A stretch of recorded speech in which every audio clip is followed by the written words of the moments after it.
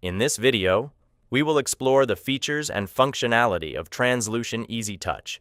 We will guide you through each screen and demonstrate how to navigate the application effectively. By the end of this video, you will have a comprehensive understanding of what TransLution EazyTouch can do, along with some valuable tips and tricks to optimize your use of the application. Let's begin by looking at the EazyTouch login process. After selecting the TransLution EazyTouch app, you will be directed to the login screen. Here, you need to scan or enter your username and password. If you have access to only one company, you will be logged in directly and can immediately view your available functions. If you have access to multiple companies, you will first need to select the appropriate company from the drop-down list before you can access the list of functions available to you. Let's now review some common login errors you might encounter with EazyTouch. If you encounter any errors, carefully read the error message as it usually indicates the nature of the problem. Concurrent login error. This error indicates that the user is currently logged in on another device and multiple logins are not permitted.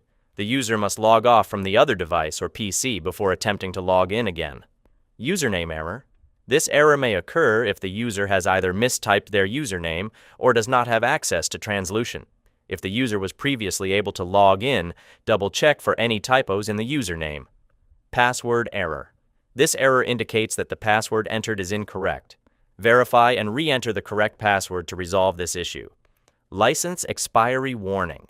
This message is a warning that your license is set to expire on a specified date. Inform your system administrator so they can renew the license.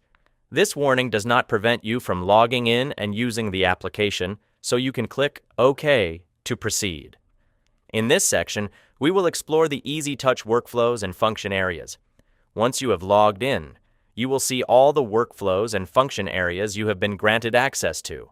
Clicking on a workflow will display a set of buttons representing different function areas. Selecting a function area will take you directly to the specific function steps associated with that function area. Let's explain how to enter standard data in EazyTouch. Once you are in a function, also called a step function, you're ready to start capturing data. This is the most common form you will see for capturing data, and you can either scan data or use your keyboard. If you're using a PC without a keyboard, you can use the keypad on the left to enter a number. There's a lot of information on the screen. We'll cover all of it here. Outlined here is the step description.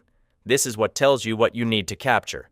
For example, scan a warehouse, enter bin, or enter quantity, as shown here.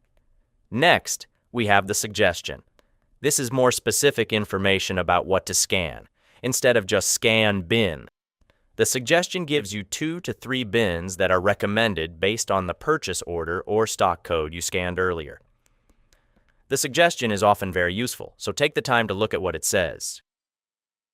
Here we have the input box. Sometimes there may be a default value here already for you to accept, but most likely you're going to have to scan or enter data.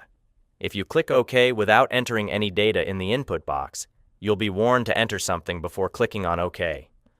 Last scanned value. This displays the most recent value you scanned, which can be helpful if you're momentarily distracted and need to recall your last action.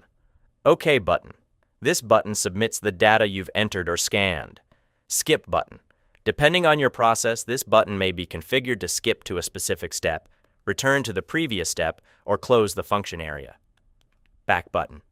This takes you back to the previous step. Quit job button. This exits the function area and returns you to the menu. Nothing entered previously will be lost. Note that this button is not available on every step and is only visible when closing the function is permitted.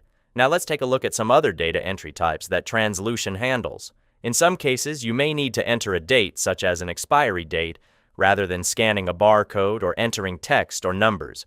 When you reach a step that requires a date, the interface will look slightly different. Here's what you'll see. The current date will be pre-filled in the input box. A calendar icon will appear on the far right of the data entry field. To select a date, click on the calendar icon to open the calendar view. Use the left and right arrows to navigate through months. Click on the desired date. The selected date will then appear in the input field. Click OK to confirm and accept the date. Next, we will look at the EazyTouch Supervisor Password functionality. For Supervisor Passwords, the input is typed in, but the characters are not shown on the screen for privacy. Note here that the last input shows the encrypted password. Let's take a look at the user selection. In some instances, you may not have the option to enter or scan a barcode. Instead, you can use two buttons to select between options, such as Option A and Option B as illustrated here. In this section, we cover standard lookups on EazyTouch.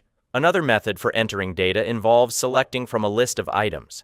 This approach is used when there are more than two options available. In this case, you will see an arrow on the input box. Click on the arrow to display the list of items you can choose from. For example, you might see a list of purchase order numbers. To select an item, click on the arrow to view the list.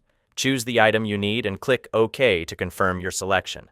You can change your selection before clicking OK, so there's no need to worry if you make a mistake. Now that we know how standard lookups work, let's take a look at extended lookups on EazyTouch.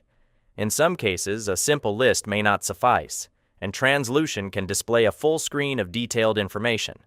For example, you might see a grid listing stock codes along with additional details such as stock descriptions and order quantities. To select an item, choose any item from the grid. If you select the wrong item, click the back button to return to the grid and select the correct stock code. Once you have made your selection and are satisfied, click the OK button to proceed to the next step.